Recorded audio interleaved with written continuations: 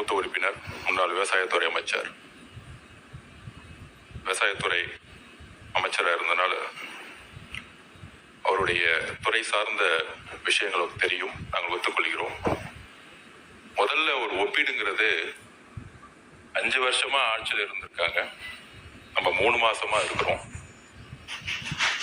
இந்த ஒப்பீடுங்கிறதே நான் தவறுன்னு சொல்ல விரும்பல, நியாயமானு கேட்கிறேன். நம்பர் 1. 2 கேள்விதான் கேட்கிறேன் விவசாயத்துறை அமைச்சரை பார்த்து. 200 உங்களை பார்த்தா பேசணும். முன்னாள் அமைச்சர் முன்னாள் அமைச்சர் 200 தொகுதிகளில் வெல்வோம், நாங்கள் தான் அடுத்த ஆட்சி அமைப்போம்ங்கிறதை உறுதியாக திராவிட முன்னேற்ற கழகம் நம்பியது.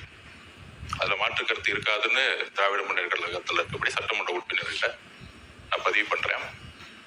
ஆனால் எங்களுடைய முதலமைச்சர் அவர் ஒரு விவசாயி சொன்னாரு அப்படின்னு 3 முறை பதிவு பண்ணாரு. அவருடைய முதல் பிரச்சாரம் காலடி பட்டது பரந்தூர் ஒரு விவசாயிகளுக்கு உதவியாக இருப்பதற்காக. அப்பொழுதே சொன்னார், என்னுடைய வாழ்க்கை விவசாயிகளுக்காக இருக்கும். அப்படி சொன்ன எங்களுடைய மேனிபெஸ்டோல நாங்கள் சொன்னோம் விவசாய கடன் தள்ளுபடி. அதை முயற்சியாக எடுத்து 5932 கோடி ரூபாயை தள்ளுபடி செய்திருக்கிறார். ஆனால் 200 தொகுதியில் வெல்வோம் சொன்ன திமுக தன்னுடைய தேர்தல் அறிக்கையில விவசாய கடன் தள்ளுபடி பேசவே இல்லை. அது அவரே ஒத்துக்கிட்டார். நாங்க அண்ணனே ஒத்துக்கிட்டார். அண்ணனே எம்ஆர்கே பன்னீர்செல்வம் அண்ணனே ஒத்துக்கிட்டார். நாங்க விவசாய கடன் தள்ளுபடி பத்தி பேசவே இல்லை.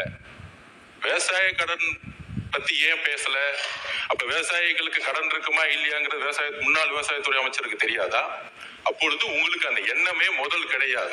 நீங்கள் ஆட்சியில் ஒருவேளை வந்திருந்தாலும் அந்த எண்ணம் உங்களுக்கு கிடையாது. ஆனால் அந்த எண்ணம் எங்க தலைவருக்கு இருந்திருக்கு.